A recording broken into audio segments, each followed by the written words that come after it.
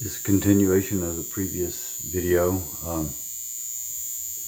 After Mr. Bocarter replaced the breaker box, the humming stopped.